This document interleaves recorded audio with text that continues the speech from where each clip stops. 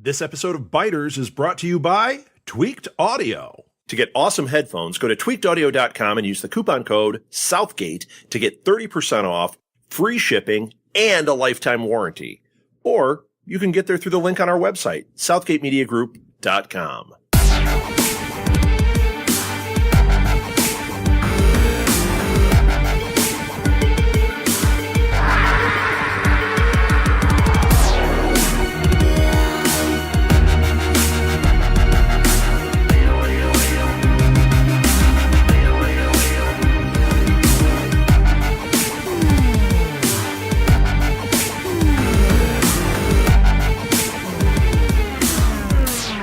Hey everybody, this is Diane. Welcome to Biters.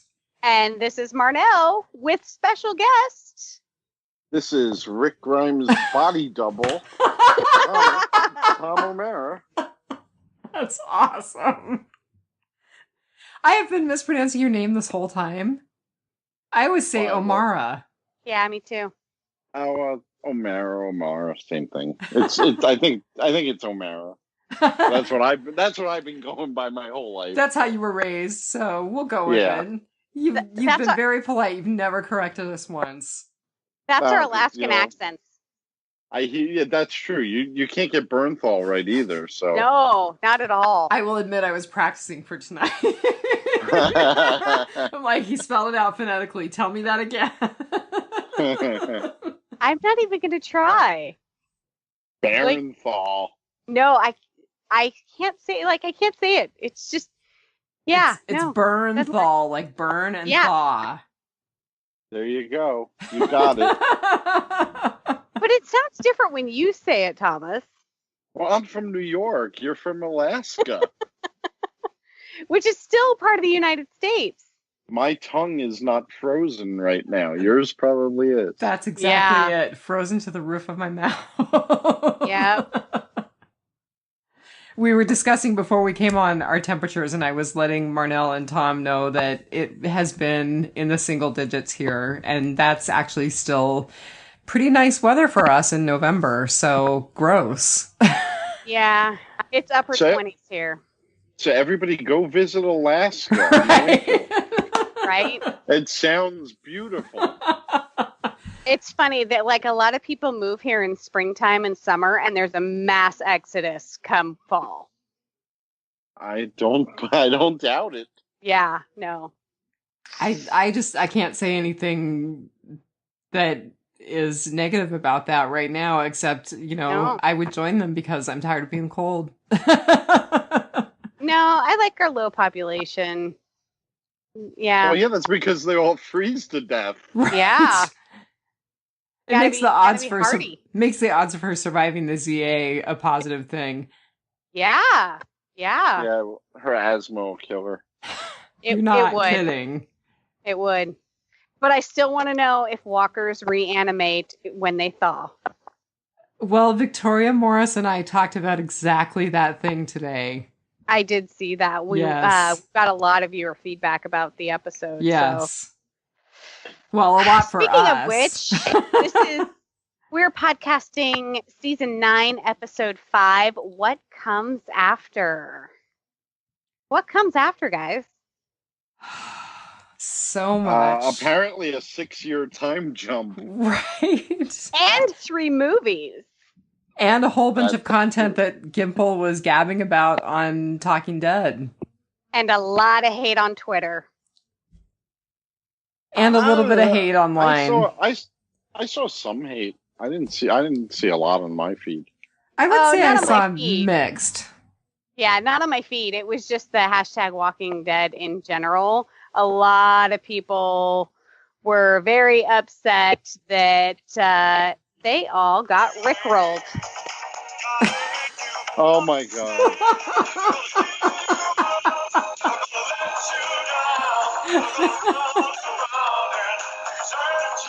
You. Yeah, we all got rickrolled. I hate to admit it, but I actually like that song. Who doesn't? It's catchy. It's fun. Yeah. It's just got a great beat. Yeah. But it's perfect because Rick rolled. Well, He never gave up. Or let us down. Never ran around or hurt us. Are we gonna have to pay royalties? Well, Crap. I don't know about the hurt part because he got a hell of a lot of people killed that were with him. That's very true. But I'm telling you, if you're looking for hate for this episode on this podcast, I'm just guessing, it's probably the wrong podcast to dial into this week. It is, because like King Ezekiel, yet I smile. I smiled. When he got rescued by Jadis, I smiled. I was like, oh, yeah. That Forbes article from the last episode was totally right. So what'd you guys rate it? Marnell, you go. I rated it a 4.79 black helicopters. I gave it a 4.95 out of 5 unblemished crowbars. Thomas? I gave it 4.85 bridge explosions out of 5. So we all rated it really high. Yeah, I think the average would be like 4.85, right around there. Yeah, it was a great episode. Yeah. It was. I mean, I you can was hate being the fact conservative. that he's not coming back, but it was still a great episode. Yeah, I'm not going to lie. There were things that I struggled with in this episode, and we'll certainly get into that. Yes. But I loved it. I know one of them because I had the question I was going to ask you, but I guess we'll get to it later. Yeah, we'll get to it because I'm not sure. My brain is not going there. I can't pick out what you might ask me. So I'm looking forward to it. So you got the numbers? I do. I have some numbers. I found the numbers for this week's episode. So it was 5.4 million in Live Plus Same Day. And that was 2.1 million in the 18 to 49 group. So better than last week. Yeah. I suspect we'll probably see a pretty big growth in the numbers when we look at Live Plus 3 or Live Plus 7. Which is weird. I thought the live same day would be a lot bigger this time because I figured people would want to see this episode. That's last episode. Live. I kind of figured too that people would tune in. Those are for the obliged, right? Yeah, no, these numbers are for this week. These numbers are for what comes after. Yeah. Not for the obliged. These are for the episode we're podcasting right now. Wow. Yeah. Yeah, I thought people would want to see it right away. Yeah, I agree with you. I expected that people would want to watch it and be live for it and not risk being spoiled and. Yeah. Wow. So I don't know. Ball. Yeah. Although it is possible that these are the numbers that we're going to lock into now as right around 5 million. And then, of course, that doesn't account for people who stream it online, does it? No, it just accounts for Nielsen broadcast TV ratings or cable TV. No, broadcast TV ratings. So I think a lot of people nowadays just stream it online. I said weeks ago, I said you can't go by the ratings anymore. They're so antiquated because everybody streams, everybody watches it illegally through bootleg sources. I mean, there's so many ways to watch an episode now. It's not like it used to be with TV. Yeah, people just don't want to get locked into cable anymore. Yeah, Nielsen ratings are analog. They're still getting, even with the Live Plus 7, they're still getting up to 7 million, 8 million people. So, I mean, that's amazing numbers for a cable TV show. I'm just really, really seriously hoping that people don't give up. I really want people to be excited about this. I was excited by the end of this. I thought it was really great. So, but I'm a diehard. I'm going to be there until the end. So, I'm a little dubious on the movie news, though. I don't know what to think about that.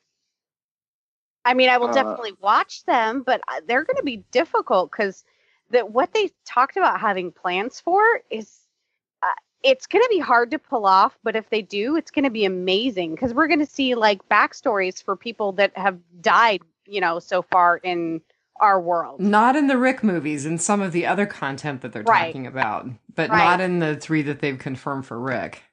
I'm so dubious about, but Fear the Walking Dead has worked out. It didn't in the beginning, but they have totally turned that around.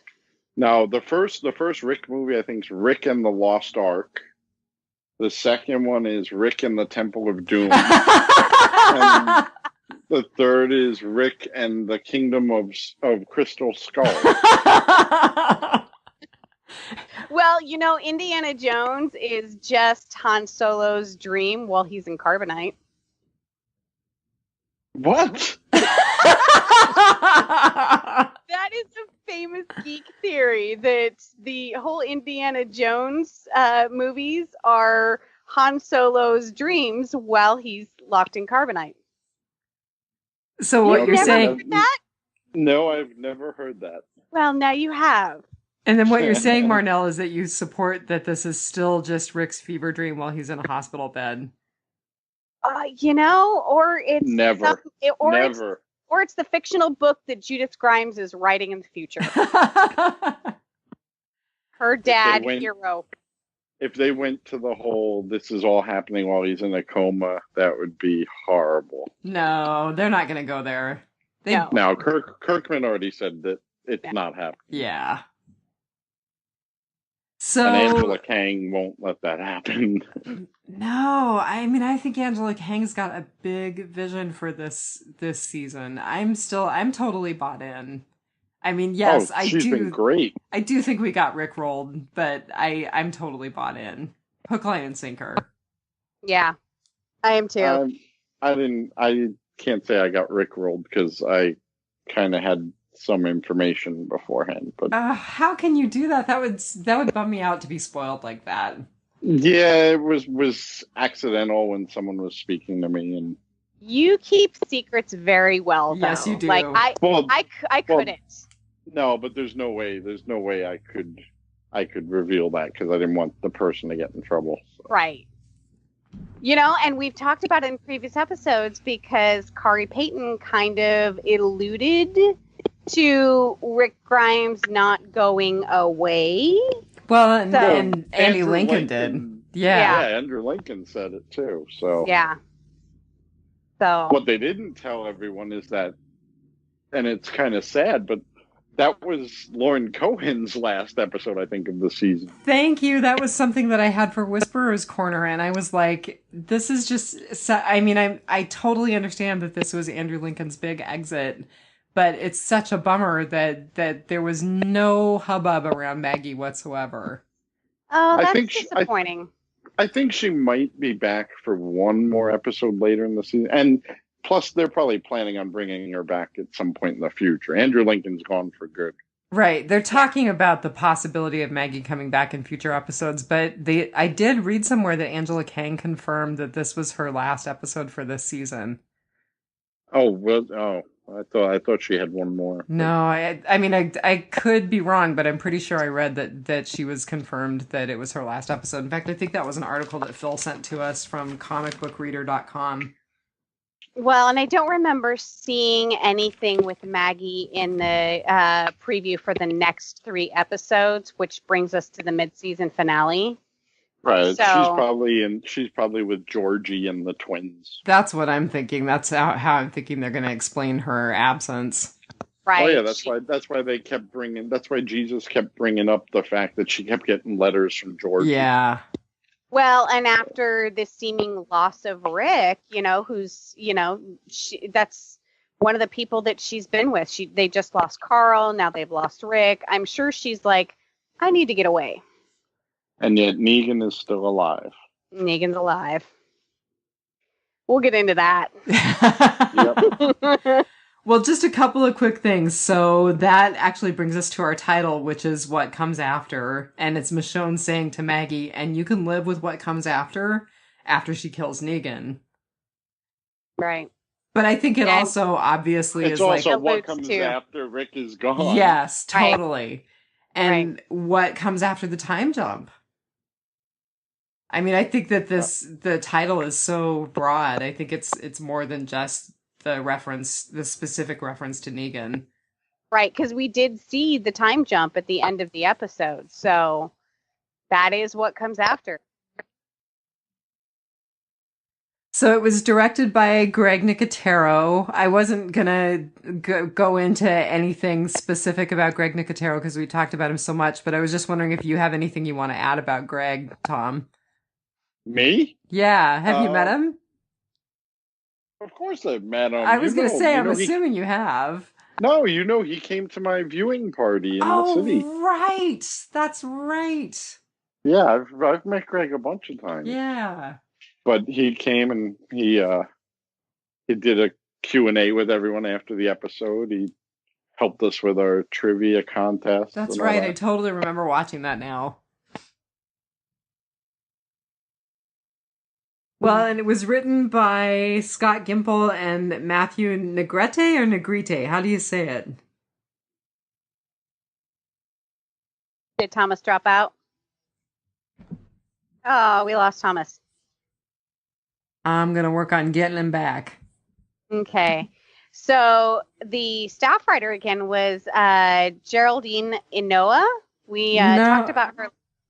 No, actually, so it was Scott Gimple and Matt Negrete, and then Matt Negrete is the one who brought it to the screen. He did the screenplay. Oh, on IMDb, she's credited as a staff writer. We talked about her last episode. Her only credits have been The Walking Dead writing, so I thought that was interesting. She's on this one too. So, hello. Hey, we got you back. Hey, oh my God. Back. I don't know what's up with my internet, but I'm back. It sounds like the connection's actually a little bit better, so maybe it was fortuitous. Yeah. We can always hope, right? It's all the election night streaming content right now. It's taking up all the bandwidth. Yeah, that's what it is, I'm sure. Yeah. Everyone's glued to their phones. There you go. Right? Damn politics. We're going to leave it alone. Isn't this a great way to spend your election night? Rather than glued to your screen, you're going to talk about The Walking Dead. Exactly. So we were just talking about the writers Gimple and Matt Negrete or Negrete? Oh, I have no idea. I think it's Negrete. I think That's so. what I would say. Yeah. Okay. I'm not positive. I've heard of this Gimple guy. Yeah. Didn't really feel like I needed to go into either one of them because we've talked about them both so much too. But I will say there are a lot of people who were not happy with this episode who kind of harken back to Glenn under the dumpster and blame that on Gimple too. So there was a little bit of Gimple hate going around. There's way too much Gimple hate going around. It's gotta be hard to be Scott Gimple. Gimple basically made these characters lovable. So Glenn hid under a dumpster and Rick hid under a heatster. That's terrible. But it's true. That is true. That was Kathy that he was hiding under. Well, I was wait, thinking no, Jadis. that's right. You're Yeah. thinking Jadis. Yeah. No, I'm talking when he had the walker, he killed the walker and she fell on top of him. That was Kathy from Oceanside. Right. Oh, see, I was looking at the walkers in the camp and I was like, all that matters is that I don't see Jerry or Carol. Oh, no, that was Kathy, who was from Oceanside. She was actually on the white horse. Yeah. That Rick ended up getting. Oh, very good. Very good catch. Well, I'm friends with her. Her name's Nicole Beret. And she actually came to the Sonoy Dead Bash last summer. Oh, right on. Cool. Yeah. Well, what an honor to be killed by Rick and then fall on him. That's actually what she said on Instagram. Oh my God, that's Funny. hilarious. See, it totally is an honor. Yeah. Because I didn't even notice it the first time I watched it, and she posted it on Instagram, and I'm like, oh, crap. No, I was really watching the zombies in the camp because I was looking for Jed. Because we speculated last episode whether or not Jed was going to survive the battle, and he was our featured cast member last time. Yeah, well, we didn't really get a lot of resolution to what happened in that battle. We did not. No. We just saw Carol, and I believe we saw Jerry at the bridge too. And apparently Kathy got killed. Yeah. Yep. Kathy and one of the other saviors and one of the kingdomers. I thought I saw a kingdom person in armor, so I'm glad I wasn't totally hallucinating. Yeah. Kathy. Oh, go ahead. It was, let's see.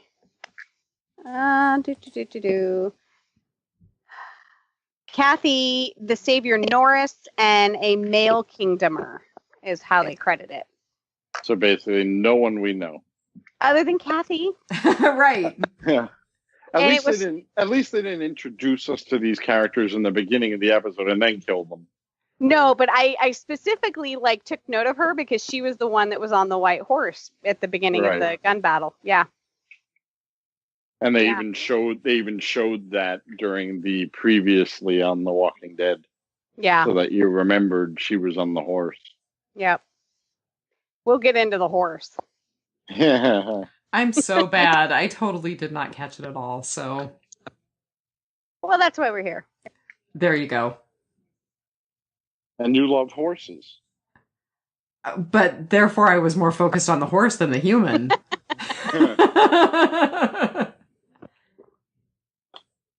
Oh. So we're in, I was going to say Whisperer's Corner. No, we're at our featured cast, which we all agreed should be Andy because, of course, it's Andy's last episode. Not in the universe, but on this series.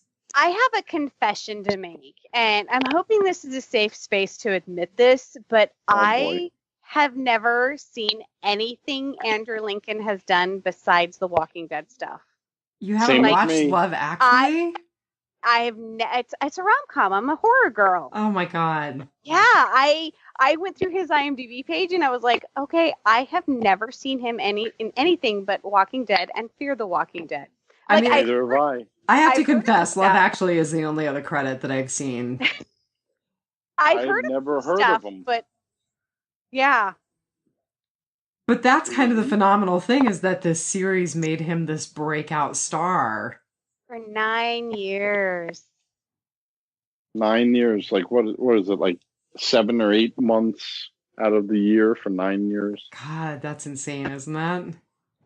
Away from your family and not even close to your home. No.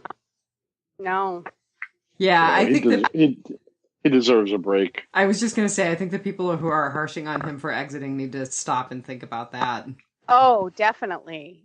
Yeah. I think we had brought that up when it was announced that he was leaving, and it was like, yeah, but he's dedicated almost a decade to this show, and he doesn't even live in this country. Yeah. Well, you have people hating on him for not, because he didn't come to Walker Stalker Atlanta this year for the first time. And that's usually the only show he does in the U.S. And there's so much hate. Oh, how could he not do that? How could he not do it? How could he? I'm like, come on. The guy He's a human being. Right. And it's like a week before his final episode. Like, he doesn't want to be crying and getting all emotional. And Matt, think of all of the other stuff he's done over the years. It's not just all of the filming, but it's all of the press. No, it's all of the press and all of the cons and things like that. All of the panels and interviews, and just he's been very dedicated to the show, and he deserves the break. Oh yeah. Yeah. And you'd never hear one bad word said about him. No. From any cast member. Well, and I think that's still true. I mean, I don't think you'd ever. I think that he goes out golden. Yeah. Well, and what's funny is it's still we talked about how we needed a break, and that he's got nothing coming up according to his IMDb credits. So to find out that he's going to be involved in these movies was just like, huh? Not on his IMDb page. I didn't see Talking Dead. Did they say when they were? Because I think Gimple said he was writing them, but did they say when they expected them to start coming out? So I may be getting stuff confused because I listened to a couple of other things and read a couple of interviews, and it sounds like they're talking about possibly next year, possibly 2020 for the first one. Wow, 2020 would be far. Yeah, so Well, I'm thinking that they're talking next year. That was what I seem to remember Gimple saying. I hope for next year, especially if there's going to be 3 of them. Right, because they've got to get, I mean, I don't want to be a naysayer, but they've got to get them out. They can't lose the momentum. No.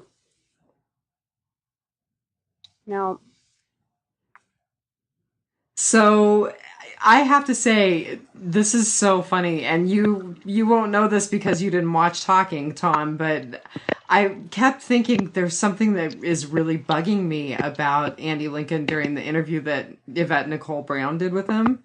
He had so much hair. I know. But he had so much hair. Go get a drink. Oh, stop. But seriously, he had like curls. It was really funny. And no beard. Yeah, the no beard makes him look so much younger. Yeah. Yeah, it makes him look like season 1 Rick almost. But yeah, I'm sad that I missed that interview with Yvette Nicole Brown. I can tell. I can hear it in your voice. I wonder if he got a word in edgewise. He did. Oh, well, she was good. sort of stunned silence. I think she was kind of holding back her tears. So, by the way, I will have you know, I did not cry until Daryl started to cry. Really? No. Yeah. He started. When it came over him, one single solitary tear rolled down my cheek. And his lip started to quiver. Yours didn't start to quiver? Nope, it was just one single solitary tear. That's all I could spare. I totally cried when they showed Maggie's face. They showed Maggie before him, and she just looked so stunned. And Maggie or Michonne? Maggie. Okay. I liked somebody posted on Twitter the side-by-side of Michonne holding Maggie back, and then Maggie holding Michonne back. Mm-hmm. And I thought that was a really good juxtaposition that they both were there in that moment for each other. Wow, you used juxtaposition. I try to work it in. I was going to say that's a nod. Kirk's word. Nod to Kirk, yeah. I try to pay homage every once in a while. Oh. So, anything more on Andy? Well, let's see. I had to laugh. I watched a little thing on IMDb about him called No Small Parts, which was like a 3-minute thing about his career trajectory to The Walking Dead. And he started out on a show called Drop the Dead Donkey, which I thought was hilarious. It's a British sitcom, apparently. And it sounds I've heard of it.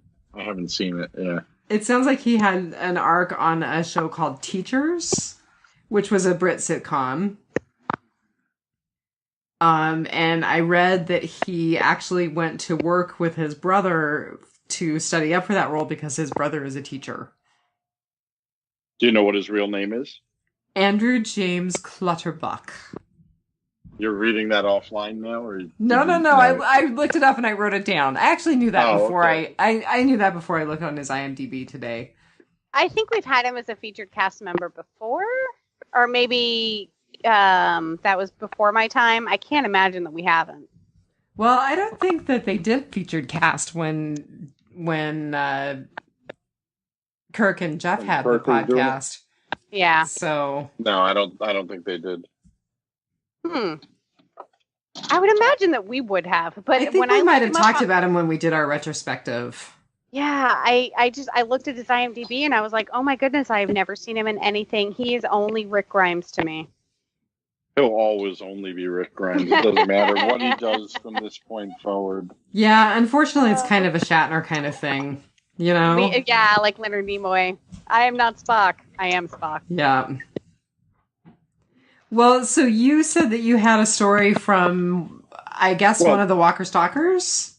Well, it wasn't not much of a story, but when the 100th episode aired, and Addie Miller came to my viewing party. Mm-hmm. We were talking about, because Addie was in the 100th episode recreating that scene. Right. She had said to me that they gave her a fake name and they kept her so hidden from Andy because no one thought Andy could keep a secret. Oh God, that's really funny. So I saw Andy last year in Walker Stalker Atlanta, and I was having him sign something, and I said, I'm friends with Addie. I was just curious, when did you find out it was Addie? And he looked up with this smirk, and he's like, those bastards wouldn't tell me because they didn't think I could keep a secret. Oh, that's hilarious. Yeah. So he got a kick out of it, but yeah, he didn't know until I think after they were done filming. Really? Yeah, they kept it from him. That's hilarious. Oh, that's funny. So, yeah, that's my lone Andy story, because he's a hard guy to meet. Oh, I bet that Yeah. his table is always surrounded. Well, no, because you could only see him if you had a gold or a platinum VIP. Okay. But you get so little time with, you get like maybe 10 seconds with him. Yeah.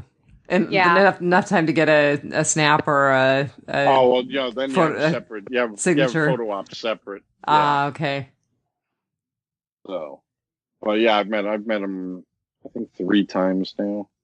Has he's signed that poster, right? Oh, the one, the 4-year one? Yes.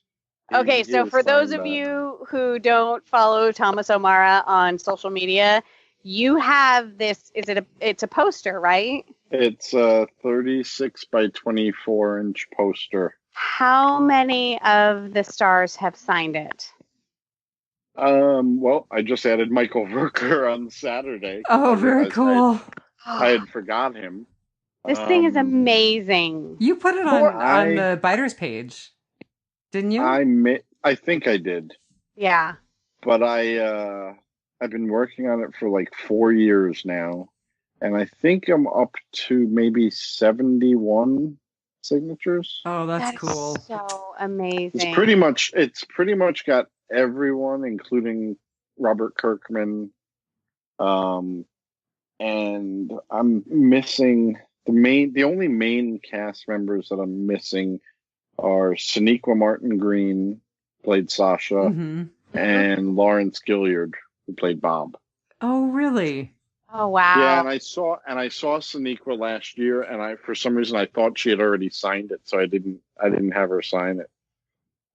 And then I was looking over the pictures, and I'm like, those are the only 2 main people that I could think of. Does she still go to like the Walker Stalker cons?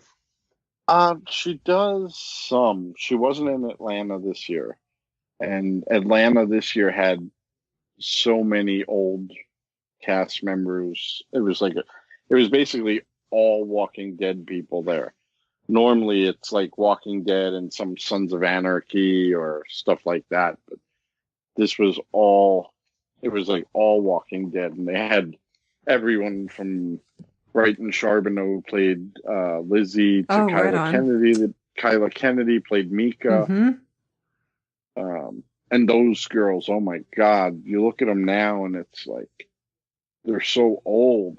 Where did the time go? Exactly. So what's it been? It's been like 5 years since we saw them, right? It's been like a Walking Dead time jump. Right. That's fun. Yeah, so the poster has, I think it's somewhere in the low 70s for number of signatures. Just phenomenal. Like I saw that and I was just awestruck. Yeah, and every time I take it out now, like I took it to Atlanta because I got some of the earlier characters that weren't like big name people to sign it, and I got the savior. I forgot it. I always forget his name. The new savior that everyone thinks is going to hook up with Maggie. Oh, Alden. Alden. Yep. Whoa, Yes, I gosh, got what's his name? Colin McAuliffe? Colin McAuliffe. Yeah, I got him to sign. But every time I take it out, I'm paranoid that it's going to rip or something because it's been like 4 years. You also need like security to walk you to your car because you're gonna get bugged for that. Hey, I have it in a tube, in another tube on my shoulder at all times. Yes, as Chris Hardwick would say, I don't want to see that on eBay. Oh, you could never get enough money for it. Once it's done, and I don't even know when it's going to be done because there's plenty of room on it, and they keep adding characters. It's not going to be done until at least after the show is over. I mean, I have plenty of room, yeah. So it's gonna be a while. Have you started one for Fear? I actually did somewhat. Yay! Not a big one, but at this Walker Stalker, Kirk Manley did a brilliant Fear poster. It's like 11 by 17, and it was so amazing.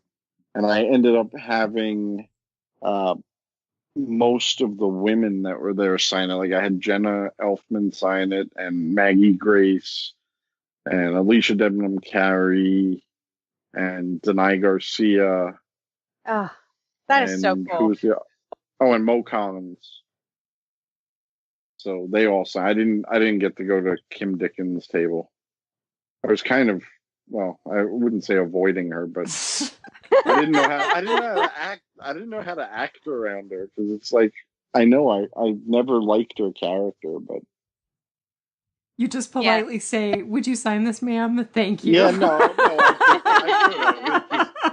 it's just a matter of time in Atlanta because there's so much to do, and it's like every 5 minutes or so, people would be coming up to me and they're like, "Are you Tom from Instagram or are you Tom from Facebook?" Oh, that's funny. And everyone wants selfies. And one thing I have to tell you, I think I told you, Diane, that I had a funny story when I was online for Callan McAuliffe. The girl ahead of me, and if she's listening, I'm sorry, I don't remember anyone's names. The girl ahead of me was talking to him, saw me, and pointed to me and started waving. And then Callan McAuliffe started waving. Oh, God, that's awesome. And when I got to him, he's like, "Oh, it's so nice to meet you. I heard you're famous on Facebook." and I'm like, "Oh, my God." So he signed everything for me, whatever. And I stepped away because I was putting the poster away. And the girl behind me went to Colin, and he was about to say something to her. And she puts her finger up and she's like, "Can you hold on 1 minute?" And she ran over to me and asked me if I would take a selfie with her. Oh, my God. And then she went back to him. That's awesome. And I'm like, "Oh my God, you just paid to get this guy to sign, and now you're leaving him." That's hilariously brutal. I didn't know what to do. Okay, moral of the story: you need to start charging. No. People have said that on our cruise page. They said every year someone puts up, "Tom, you should have a table and a booth on the cruise." Really? That's hilarious. So, all right, we've diverged so much now. We totally have. It's all right. I don't even know where we were finishing up Andy. You said spooky chef is not your safe word, so I'm assuming you've come up with one. I do have a secret word. How far into this are we? We're 38 minutes in.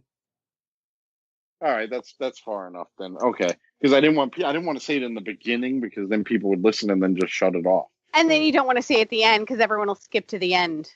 Right. Well, that's why I was thinking I could say a word now and then maybe at the end change it to see who actually listened all the way through. Clever.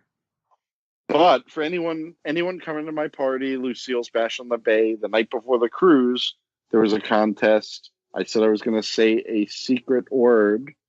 The word it's actually 2 words, white horse. White horse. Very good. There's actually a town near me called Whitehorse. Is there really? Yeah. There is.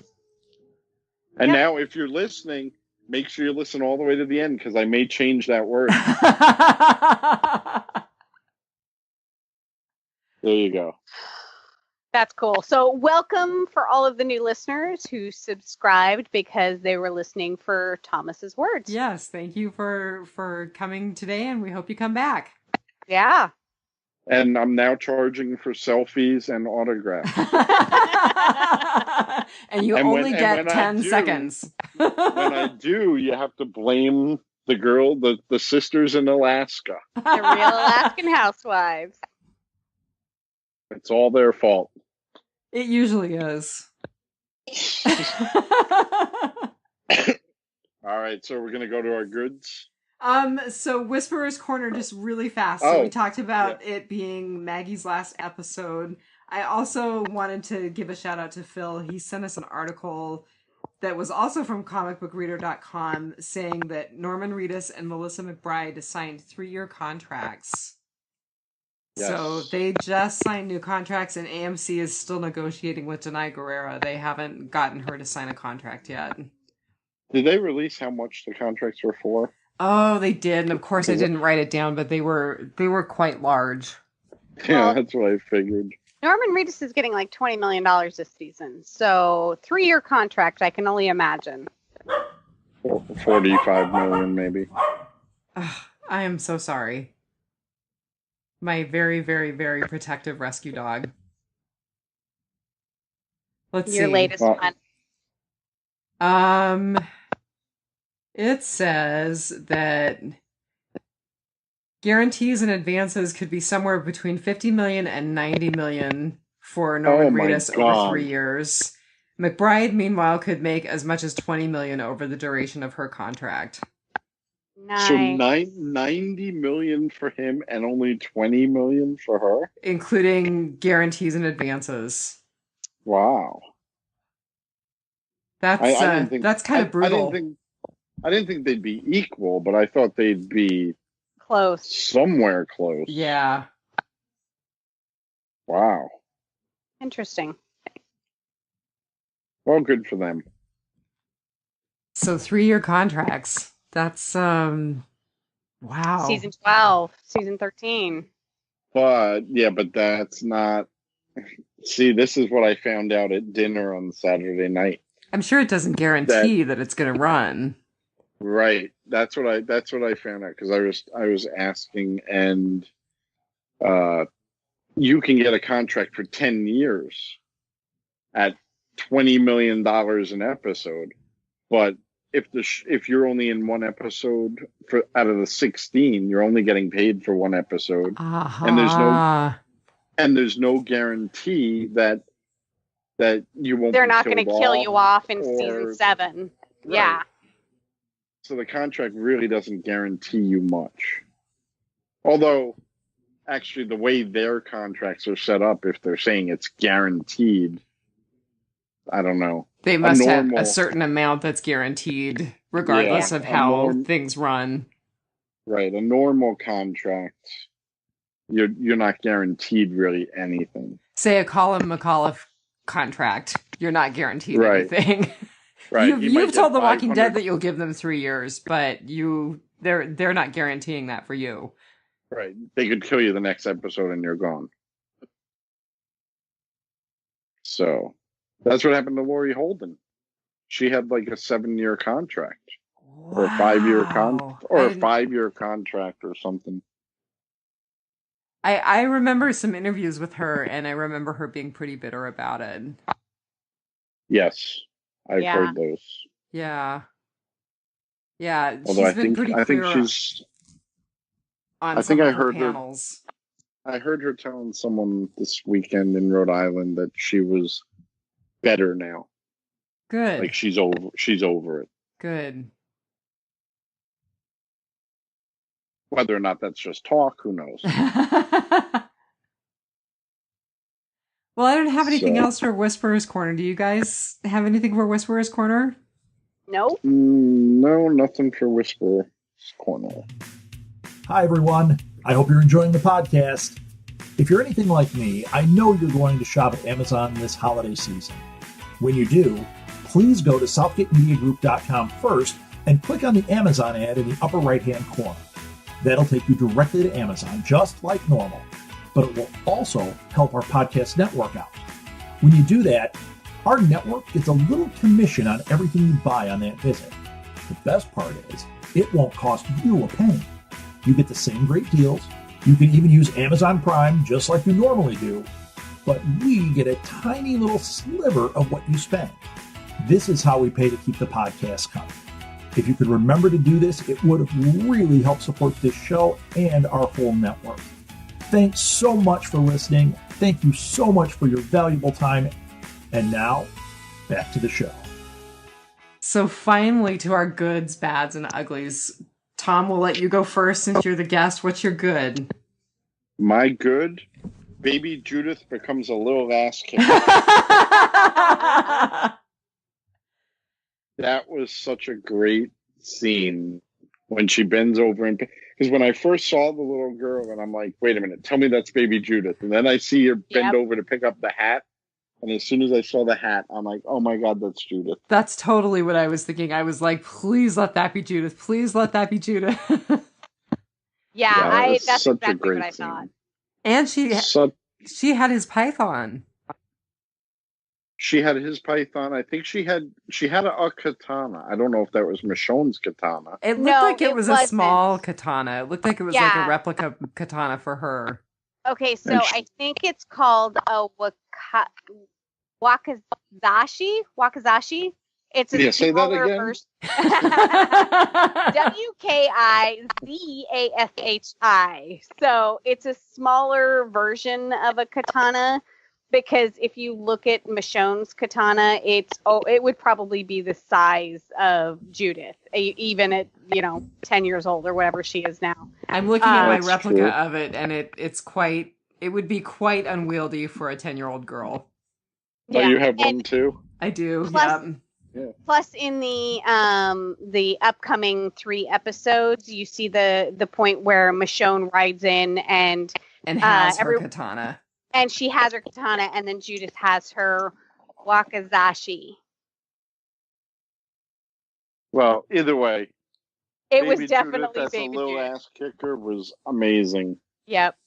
I was really, really happy about that. And again, I know there are people who feel really trolled about the time jump and who feel really trolled about all of a sudden Judith being all grown up. I think it's awesome. Well, and a lot of people thought it that I saw thought it was very hokey about the Judith Grimes, like Bond, James Bond. Nah, it was all good. No, I think it's all good until we get to my bad.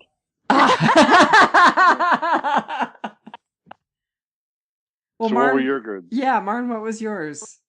So my good was the interaction between Maggie and Michonne right before Maggie went in to kill Negan, because I feel Maggie calling out Michonne on that if it had been Rick that was killed and left you to raise a family on your own, you would be doing the exact same thing. And Michonne's like, you're right, and gave her the key. I just loved, because she's right. I wouldn't have had any way to defend that. Now, I would have probably handed the key over too, but then I'm also one of those who's like, Negan should have died a long time ago. But I just loved that they had that little interaction and kind of came to an understanding and was like, all right, as long as you're prepared for the repercussions, have at it. It's kind of hard to argue with her. It is. Because, how would you feel if, if you were Maggie, if that had been Rick been killed? If someone had ripped my poster that I've been working on for 4 years. Yeah, they would have definitely met the crowbar. Exactly. Yeah. So what was yours, Di? Mine was, first of all, there was just so much good in this episode. It was hard for me to choose, but it was ultimately, because I am totally sentimental, Scott Wilson's performance. Yeah. Yep.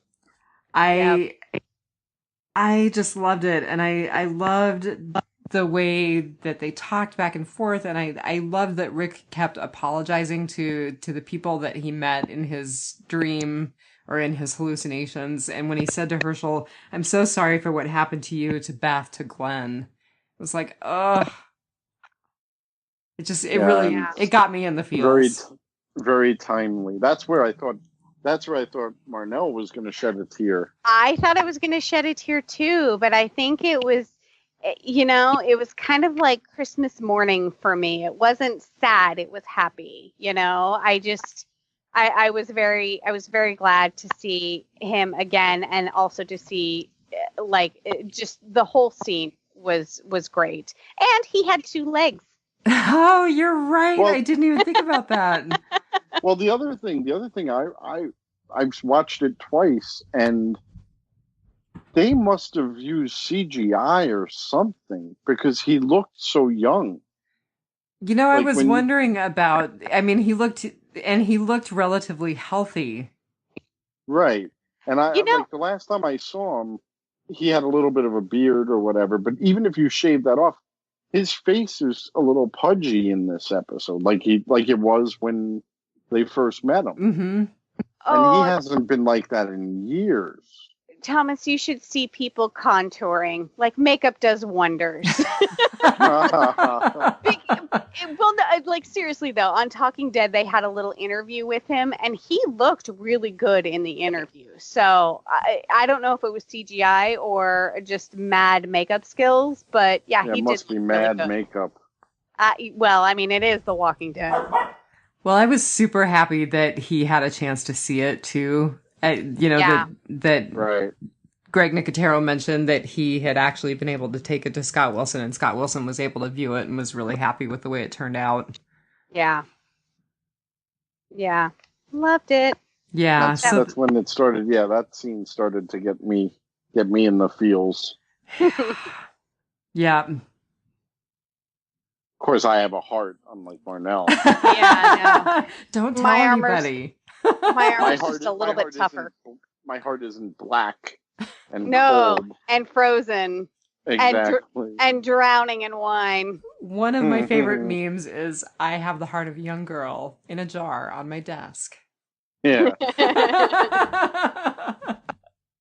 And a box of souls in my underwear drawer.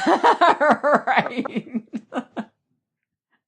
So, Tom, what was your bad? So, my bad was Baby Judith becomes a little ass kicker. No, I didn't finish. 1 episode too soon. Oh. Because what I really wanted to see, I want to see an episode where they show what our family is doing now that they think Rick died. Right, so we can see, we can truly see what comes after. Right, because you saw Daryl start to cry and then kind of stumble into the woods. Mm-hmm. What happens when Dad doesn't come home? Right, but what, like now they're going to jump 6 years ahead and we're not going to see like how they went back and told everyone or how they dealt with it. Right. I don't think we're going to get any of that. I don't think, maybe in a flashback at some point, but I think they might talk about it. Yeah, but I don't even know if they'll talk about it because it's going to be 6 years right. later. It's not Why would you have that conversation? It's not like a 2-month time jump where you can bring it up because it's still relevant. If it's 6 years, it's going to be hard to talk about. Well, maybe they'll rebuild the bridge, and whenever they go over the Rick Grimes Memorial Bridge, they'll talk about it.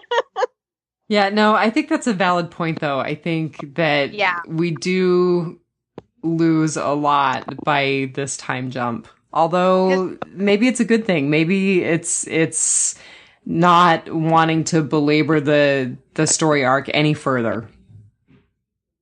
Yeah, but I still want to see it. Yeah. Because I was really curious what Daryl was going to be like, because he couldn't even walk. He was kind of stumbling into the woods. Yep. So that was my bad. Well, my bad was that Rick is alive and whisked away. I mean, I should have seen it coming by the way that they continued the Jada storyline very early on in the episode. But I actually I really thought that they were going to kill him. I really thought that Andy was going to have closure, that there was going to be closure, and that they were going to kill him. So I was really, I truly was rickrolled. So I actually went back and listened to our last episode, and if you've listened to any of our episodes, you know I hate listening to myself. I apologize for my voice; it's horrendous on podcasts. But it was funny. We had talked about that Forbes article that went through the scenarios of what could possibly happen to Rick, and the one we joked about the most was the one where Jada whisked him away in a helicopter. And she does. And she does. So the thing that I want to say is that he was bleeding a lot. Oh, that was going to be the right? question I was going to ask you. Yes. Wouldn't he have bled out, or at least passed out, like a long time before he? I'm pretty convinced he had exsanguinated. Yes. Yeah. He had a rebarb through. I mean, even if it's just through flesh and it miraculously misses organs, the amount of blood that was dripping out of him. The white horse was pink covered by in the blood. time. Yes. And then across the bridge, they just showed it like basically pouring out of him. Right. Yeah.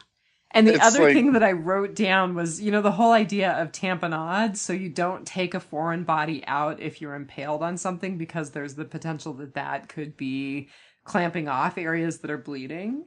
Well, he didn't have much of an option. Yeah. No, I mean, he totally didn't, but I'm like, he lost all of that tamponade on that wound, therefore bleeding more and more and more. It just, that was why I gave it a 4.85. That was why I gave it a 0.5 off, because I was like, Yeah. I totally got rickrolled and he should have died. And when he was on that helicopter, I was like, okay, so they had 3 units of O negative just right on hand, like Yes, with them. they must have. But if they had were a military, they transfuser. might have had volume expanders. They very well could have had volume expanders if they have a military background. Yeah, well, I don't know. Would a volume expander work on someone that's lost 99.9% of their blood? Right? No, I'm right there with you, Tom. I totally am. That was the question I was going to ask you, is would he have possibly been able to survive? Well, the other thing that I thought was, like, early on, your body does compensate. I mean, you do go into shock and your body has compensated shock where you can still kind of function, but I think he was way beyond compensated shock. Eventually, your heart just stops pumping because there's no blood. Right. Yeah. And there's no oxygen to make the tissues do what they need to do. No, he becomes the Walking Dead. So But he doesn't die. That was my bad. I feel bad saying that I wanted him to die, but I just feel like it would have been better closure. Am I going to watch the 3 Rick movies? Of course I am. Even if you have to pay for him?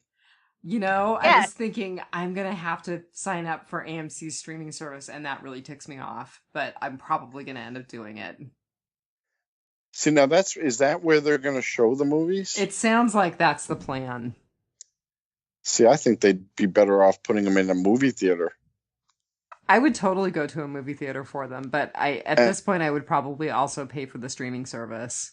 I just think they'd make more money if they put them in a movie theater. Mm-hmm.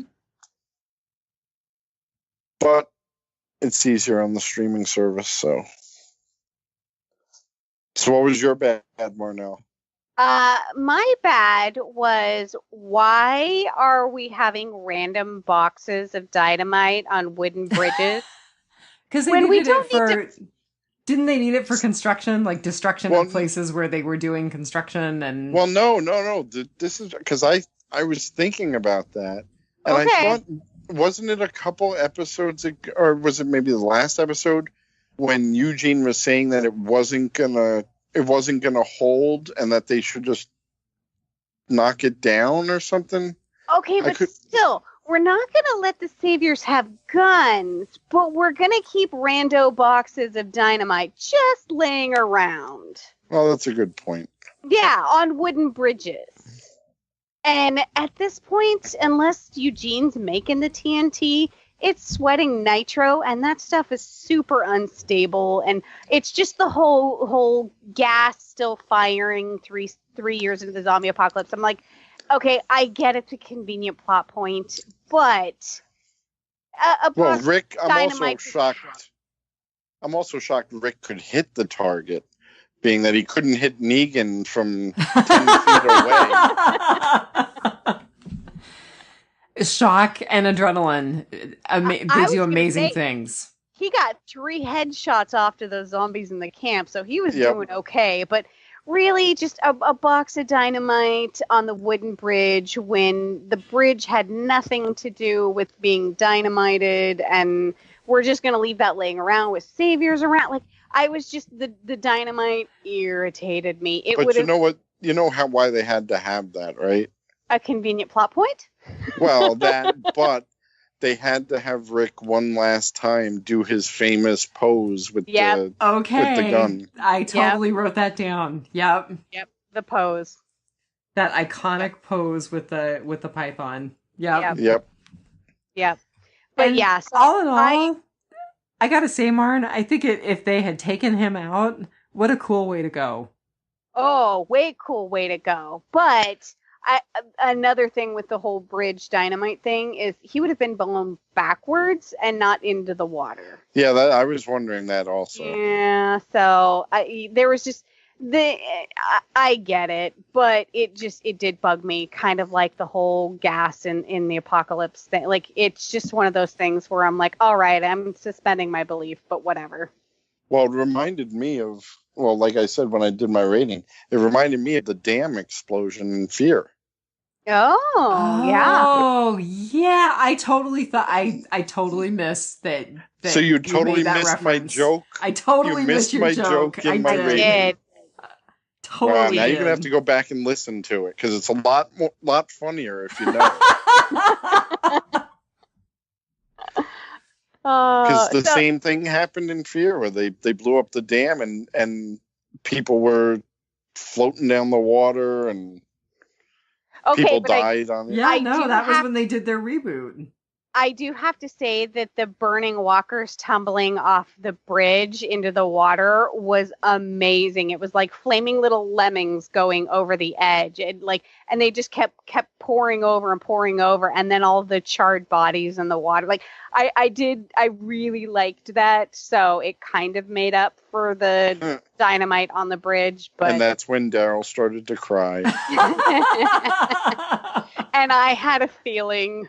So did you get feels because of Daryl crying or because of the walkers tumbling off the bridge? It was Daryl crying. Yeah, I can't handle it when Daryl. That's why I think I sent you that meme of Daryl with his lip curled, and he's like, "I'm not crying, you're crying." Yeah. Yeah. So that was my bad. It was kind of a minor bad, but it's still one of those things. Kind of when you think about it too much, it irritates you, and I thought about it too much, so. I think most of the bads in this had to be minor because it was such a good episode. Definitely. I loved it. And a great episode to send him off on. Yeah. Yep. So your ugly, Tom, what was your ugly? And was it a good ugly or a bad ugly? My ugly was Amazing Uglies. All right. It's actually 3, but it's the Herschel scene, the Shane scene, and the Sasha scene. Awesome. I think the callbacks were so, it looked like John Bernthal. Yes, exactly. It looked like Shane. It looked like they took that from when they originally shot it. They had the same burgers, the fries, the way they were talking. I mean, it was such a great throwback. And with the Shane one, I loved how because it scared the hell out of me. How he morphed into the walker. Yes. It scared the hell out of me. Yes. That was a pretty good jump scare, I have to admit. Yeah. I mean, the Herschel one was just touching because, I mean, the timing of it, the timing of the episode and everything, and just to be able to see him again. And the Sasha one was, I thought, my least favorite of the 3. I mean, it was good, but it wasn't as moving as the other ones. I wondered why they chose Sasha. Okay, so it was a little weird that she just rose from the pile of bodies. I have a little bit of input on this because I didn't like it either, but I actually really enjoyed it on the rewatch because he was looking for his family. And so I was like, he should have found Lori or he should have found Carl or, something like that. But he didn't. He found Sasha. And if you listen to her lines, it starts to make more and more sense. Right. The point is that they're all his family. Right. And she said, because you did your part, like I did mine, like others before us. They gave us strength to do what we had to do for others. And others draw strength from us. We change each other. We help each other. We make each other better. And it never ends. And so she made her sacrifice for the group. And she was telling him that it was okay. He could make that sacrifice and that he had already found his family. So it's interesting that you said that because that was one of the things that I wrote down was that Sasha is actually self-sacrifice. Yes. So they were talking on Talking Dead about how Shane is courage, Herschel is heart, Sasha is wisdom, but I think Sasha is actually self-sacrifice. Me too. And she said it. She said, little things do end, but it's never ending of everything because we don't die. And then when he had the fever dream on Michonne on the bridge, she said, you don't die. We don't die. That's also a callback to Lenny James because Morgan has said that. Right. Yeah. Morgan says, I don't die. Yeah. Yep. So I initially didn't like the Sasha because I thought it should have been Carl or Lori. But upon the rewatch and really listening to her words and getting into it, I'm like, okay, I get why it was Sasha. I won't say I didn't like Sasha, but it makes more sense now that you say why. I just wondered why they chose Sasha over any of the other many characters they could have chosen, and that makes more sense. Self-sacrifice, because I was like, well, maybe why not Glenn? But cheapest salary. Scheduling conflicts? No scheduling conflicts? I don't know. Star Trek Discovery got season 2. Good for them. Hey, speaking of which, and this is totally off topic, do you know when Whiskey Cavalier is supposed to premiere? I thought it was January or something, wasn't it? I actually have been thinking that I would actually make an attempt to seek it out. I thought it was a mid-season replacement type show, but I could be wrong. Okay. But we'll see. So, Tom, you got anything else in your ugly? No, it was just those 3 flashback scenes that I thought were well done. I just loved the Shane one because that jump scare at the end really got me. And 9 years in, they can still get us with a jump scare. That's pretty good. And it got me twice. I knew it was coming, and it still got me. That's awesome. So what about you guys? What about you, Di? What was your ugly? Well, it's got to be a good one. Mine was actually Tom's good, which is Judith, the not so little ass kicker, and holy time jump. Yeah. So, and I really loved it, and I loved that scene, and I just wanted to say that the girl that they cast as Magna is perfect. She's like right out of the comic book. Oh, and her ink is real. That's really her tattoos. Yeah. Gorgeous. That's brazen. I think it's always very brave to have really obvious ink like that. Yeah. You mean like having the opening scene of The Walking Dead tattooed on your leg? Right. Or like Death and Dream tattooed on your arm. Yeah. Totally. So do you have any more on Baby Judith, or did we cover that? Just that I loved it, and you covered it. I mean, I just was really happy with the scene, and that was definitely my good ugly. And it was shocking. Or surprising. I don't know if shocking, but... Yeah, I was blown away. And one of the things that I will say, this wasn't necessarily part of my ugly, but when you watch them transition the scene They're transitioning the scene from the helicopter to it's the same clearing spot. Yeah. And the house is all shattered or like broken down in the background. That was really cool. It was a nice piece of framing. Yeah. So what about you, Marnell? Yeah, what was yours? So mine was kind of both good and bad, and it was minor, and it was kind of You always funny. do that. Yeah, she totally has non-binary. You always ride the fence. Yeah. Hey, you used your good as your bad, so don't even talk.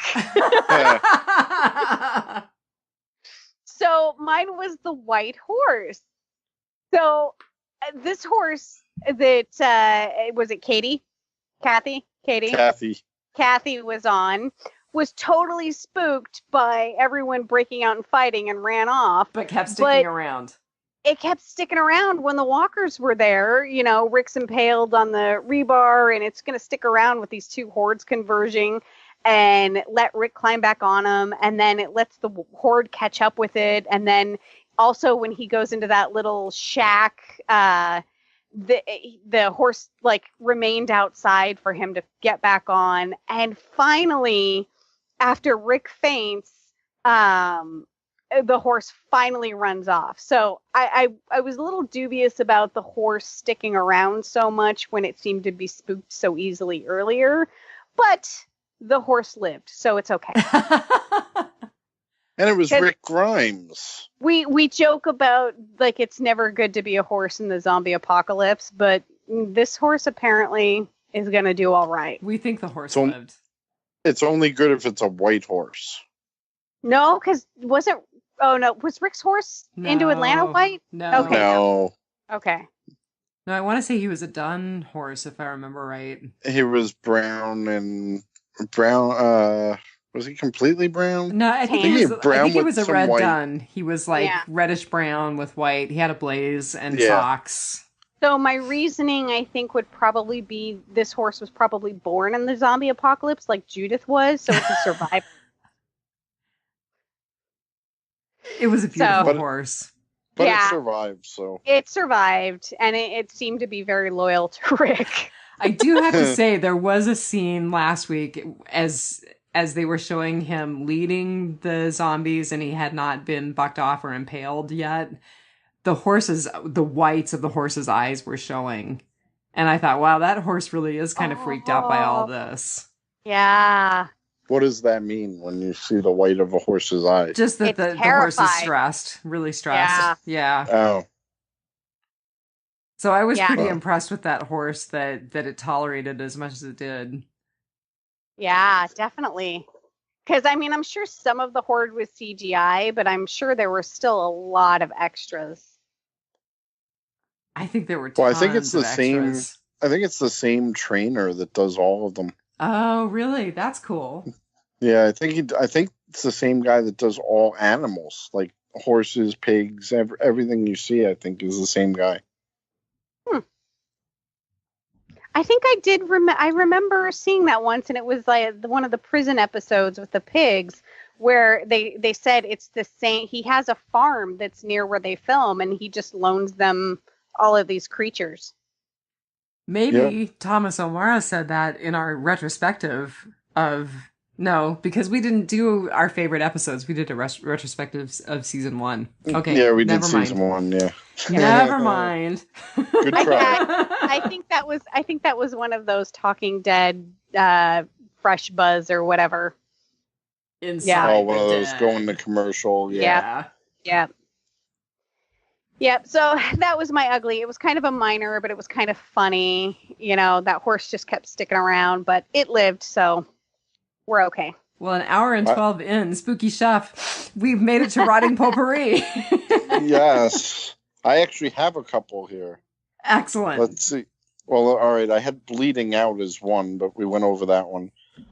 You know, the music at the end of the episode was the same music at the end of the pilot. Space Junk by Wang Chung. And I knew that before I watched Talking Dead because I remembered it from the pilot. And then I also, what was it? Oh, you saw the first person lying on that big mass grave Did you see the first close-up, who it was? So I started trying to like write down who they were. And I was trying to pick people out. I got Yeah. Michonne, Carl, Enid, Daryl, Beth, and Maggie. Well, they were all there, but the very first face you actually see when it goes to the close-ups, Greg Nicotero. Oh, really? Oh, I'm gonna have to Yep. watch it again now. Yeah, And that he's is not cool. even made up as a walker. It's just Greg Nicotero lying there. So that's the third episode he's been in? No, he's been in a lot more. Okay. I know he's played a walker in 2 episodes. At Oh, least. 2? No, yeah, at least 2. Yeah, I know Okay. he's killed a couple people. He was the walker that ate the deer, and then he was the walker in the dumpster scene. I And he remember was that. the walker, and he was the walker that bit Emma Bell's neck. Oh, right. Yep. So cool. And another thing, twice in the episode, you just hear voiceovers asking Rick, "What's your wound?" Okay, I tried to Yes. write down who those people were too. So what have you got? Oh, I know who they were. The first one was Morgan. Yep. Yep. And the second one was Abraham. And also Maggie and Beth. I thought I heard Lori in there too. No, I think it was Maggie and Beth. But there were I'm 2 pretty women's sure- voices, so maybe one of them was Lori. Yeah, I didn't get them all. Yeah, I think that was on Talking Dead that one of them was Lori, and that it was someone was talking. It may have been Yvette Nicole Brown talking about her not being in the episode, except for her. Talking about Yvette Nicole Brown not being in the episode? I wouldn't be surprised. She was in the body pile somewhere. Oh, can only wish. All right, enough. We're probably ticking somebody off. So you got anything else, Thomas? I have, well, it's kind of obvious, but I just thought it was great that in the pilot and in the last episode, Rick was looking for his family. Oh. Aww. Obviously Total not bookend. that obvious. Yeah, I know. You just got both of us in the feels. Marnell actually made a sound that was Wait, consistent with Marnell, feeling. you actually felt something? It was realization. It was really quick. It was really quick. No, it wasn't emotion. It was realization. My brain kicked into gear. Oh. The wine fog lifted for a second. You're so lying. I actually heard your heart crack just a little bit. Well, here we were That was- talking about last episode that his wound was a bookend, and come to find out, finding his family were the bookends. And in both cases, he found them. Yep. I did. Yeah. Yeah. So speaking of his family, I absolutely loved the byplay between him and Shane. How's my baby girl, by the way? Yeah. I loved that. It was pretty She doesn't funny. have your nose. Thankfully, she doesn't have my ears. And I love how Rick just like acknowledged it and kind of rolled with it. And yeah, I absolutely loved that episode. That was a part of it. How's my baby girl, by the way? Obviously not such a baby anymore, right? Right? Nope. She's a little ass kicker. So I actually didn't notice it in the episode, but it's in the synopsis for the episode. When Michonne was with Judith in the kitchen, and Judith was doing the little craft thing with the seashells, and somebody ran in and was like, "Hey, Maggie's here." She was actually reading criminal justice textbooks. So I think she was going over the thing that her and Maggie were talking about, how there has to be laws and we have to, all abide by them, and we have to draw something up. So she was doing her homework on criminal justice, and then she handed Maggie the keys to Negan's cell, effectively giving Negan the death penalty. Oh, So I that's just thought that- ironic. Yeah, I thought that was a little ironic. Don't you think? I thought so. Yeah. Oh, sorry, my mute button was on. Oh, that's okay. I was going to say, no. oh no, we lost Tom again. No, I'm here. Sorry. No, that was I was wondering what it was she had, because she had a glass on something, and then she picked up a piece of paper, and it had like a diagram on it or It something. looked like plans for something, like architectural plans. Yeah, and I saw that too upon the rewatch, but in the synopsis they made it a point to point out that she was reading criminal justice textbooks. So, yeah. I just thought that was kind of interesting because then she goes and basically gives Negan the death penalty. Well, she can be judge and jury, and Maggie will be the executioner. Yeah. Definitely. So I loved the callback that had a little bit of a skew to it. Don't open dead outside. Mm-hmm. Loved it. I loved it. I did not catch it on my first watch. I didn't either. Oh, Yeah. I saw it right away. But my car has the actual words on it, so I see it every day when I go outside. But yeah, that as soon as I saw that, I'm like, oh, that's awesome, because I knew as soon as he opened the door that was going to lead to that massive graveyard or whatever you want to call it. Yeah. Yeah. So the shack that Rick takes refuge in, do we think that was taken out by saviors? There were 2 bodies, and one was clutching a gun, and there was spray paint on the outside that says, come face me, a-holes. And the whole shack was riddled with bullets. See, I'm wondering if the whole... Wasn't there a sign like that Rick and Aaron found? Oh, at the boat. Yeah, and I don't remember who left. I don't remember who left that sign. Was that the garbage people? I don't think that it ever really was made clear who. Because it even said something about, I think, a-holes. I think that was just a one-off where it was the guy who had the houseboat in the middle of that little lake. That was like his challenge. Kind of like, hope you can make it across the field in 10 seconds because the bull can do it in 9. Or other way around. Maybe the other way around. But they obviously made a point to put this in the episode. So I don't know if it's going to have anything to do, except we're taking a 6-year time jump. So I thought it was a weird thing to kind of focus in on. Or I wonder if that was a callback to the pilot when he goes into the house and someone had spray painted graffiti above their... Was it God save us? God help us, or God forgive us, or something like that. Yeah. Because then there were 2 people there didn't they have shotguns or guns in their hands? It looked like a murder-suicide. It looked like the one guy shot the other and then killed himself for that. But yeah, I just thought it was weird that they kind of focused in on that for a minute. They made a point to point out that, it was riddled with bullets and there were these 2 bodies, one with a gun and then the graffiti on the outside. I can't imagine that's throwaway, but we're taking a 6-year time jump, so I don't know. Yeah, so it's probably throwaway.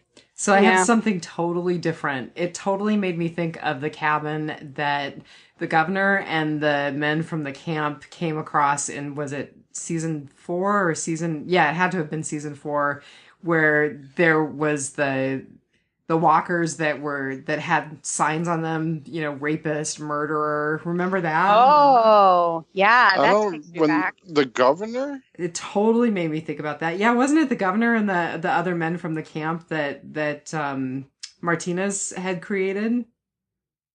I don't remember that at all. Wow, I have to go back and watch that season. I'll rewatch it for you. Yeah. Well, there's only 3 more episodes, then we got a 3-month break. So. Oh, God. I don't know if I can handle that. It's not as bad anymore now that Fear is actually good. Yeah, but we're going to be without Fear, even. Well, no, because but Over once Christmas. Walking Dead ends, you don't have to have the 7 months of nothing. Right. Right. Now that Fear is there, it pretty much covers the rest of the year. So. Well, that's all that I had for my rotting potpourri. Did you have any more, Di? Well, I have just had a few of the callbacks, a few other callbacks, so I really liked that they showed him in the hospital bed, although I thought it was interesting that when you looked outside, the cityscape was Atlanta, and he was not hospitalized in Atlanta, in the pilot. I loved that they showed the hallway in the hospital because that half-eaten body of that nurse has stuck with me since the first time I watched the pilot. So the fact that they flashed on that again, I love that. And then, I don't know if you guys noticed, but they focused on his boots a lot. And they were really broken down and full of holes, and that was just really sentimental for me to see that. And I felt like it was kind of symbolic of Rick being really broken down and ready to be done. He said to Herschel, "I'm tired." Did you look at Go ahead.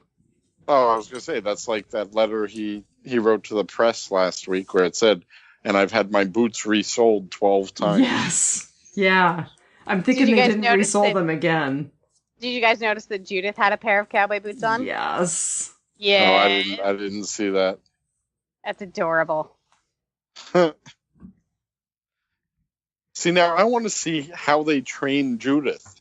We're not going to see any of that. No, we're not. She's a fully formed human being now. Unless we see flashbacks, but... And did you guys catch that I think Carol was talking to little Henry, who's not so little anymore. Right, yes. Because he was like, well, that's how you raised me. And back to Judith. At what age did you guys get your first Colt Python? Well, I didn't get mine at 9. I'm still angling for one. We were just talking on Preacher. I got a Ruger when I was 18. No, you got a Luger. Luger, sorry. Because we had talked about it being a Nazi gun. Yep. Nice. Yeah. Yep, it was my dad's gun. He gave it to me for protection when I moved into my first apartment. Nice. Isn't that special? Yep. Only in Alaska. I was actually in Washington. Do you have any more rotting potpourri? Oh, let me see. Or should I change my special code word and totally throw off all the listeners? Well, I liked the line where Rick says to Sasha, "I feel like it's ending." And definitely was. Yeah, I thought that was really good. I also wrote down that, Maggie practicing on that walker with her crowbar, I wasn't sure that she was going to stop. Oh, the scene from the trailer that everyone was saying, oh my God, is she killing Gregory? Is she killing Rick? Right. That was practice. And then we didn't talk at all about Jeffrey Dean Morgan's performance, about his complete and utter breakdown. Well, it was amazing. I thought he did a great job. He did a great job, but I still have issues with the Negan storyline. The only issue I had was, he was totally a broken person, but he totally could have just picked Maggie up with his hand and thrown her against a wall. Well, it's funny that you say that, because I was concerned, not necessarily convinced, concerned that she was going to get just totally overpowered by him. Right, that's what I was thinking. Yeah. Because he's like twice her size. Yeah, but he's been on a hunger strike, and he hasn't been moving around that cell too much, and he's kind of a broken man at this point, so... And he doesn't have a crowbar. And he didn't have a crowbar. And Maggie's she's pretty solid now. I mean, she's got those mom arms, from having to lift a kid all the time. Yeah, I have a hard, we talked about this last episode with the whole head games he played with Michonne. I have a hard time with his whole, I was the bad guy and I was the be all end all badass of the apocalypse. And now he's just like, oh, I just want to be with my dead wife. Right. Yeah. Well, yeah, but he's been so broken. He's been in the jail cell by himself for 2 years. So who knows what that does to you. And I totally think it's much more believable that he can kind of get under Maggie's skin than Michonne's skin. You think so? Well, the minute he said, when I cracked your husband's head open and popped his eye out, You knew. I'm surprised the crowbar didn't go through the opening of the jail cell right into his head. Well, that's the point that I knew that he was begging for his death. That was all of that was just bluster to get Maggie to take a swing. Right. And kill him. You know, I believe that the character of Negan truly wants to die, but it's so opposite of what we've seen from Negan, the sociopath that doesn't feel for anybody at all, even himself or his dead wife or anything. It's just, it's hard for me to reconcile those two being the same person. He was just such a... No, see, sociopaths love themselves.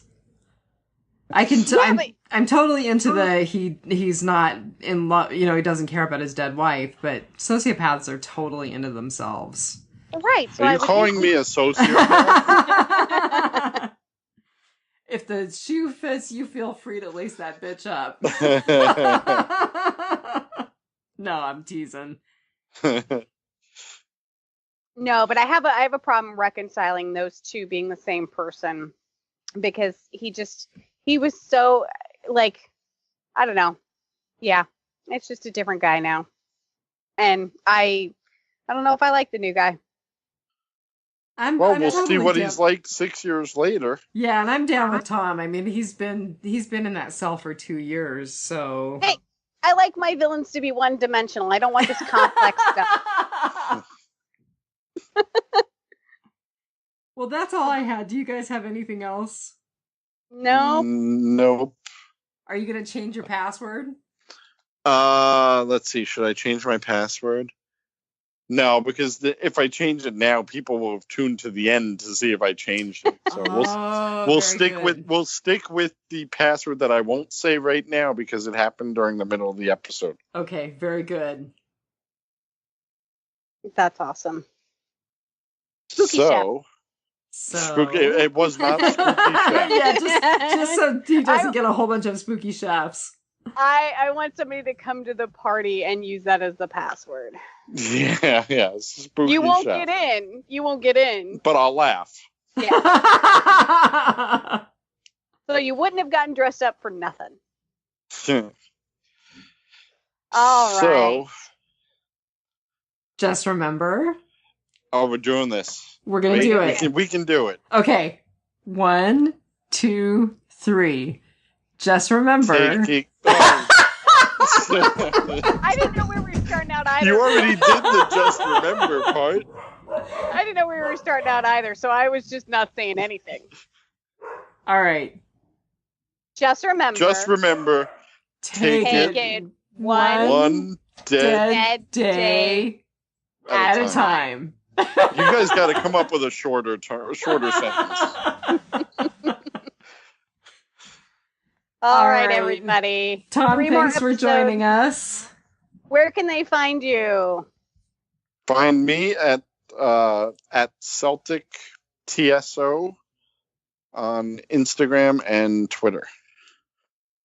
And you can go to southgatemediagroup.com or follow us on Twitter at Biters Podcasts, Facebook.com/Biters Podcast, Instagram.com/Biters Podcast.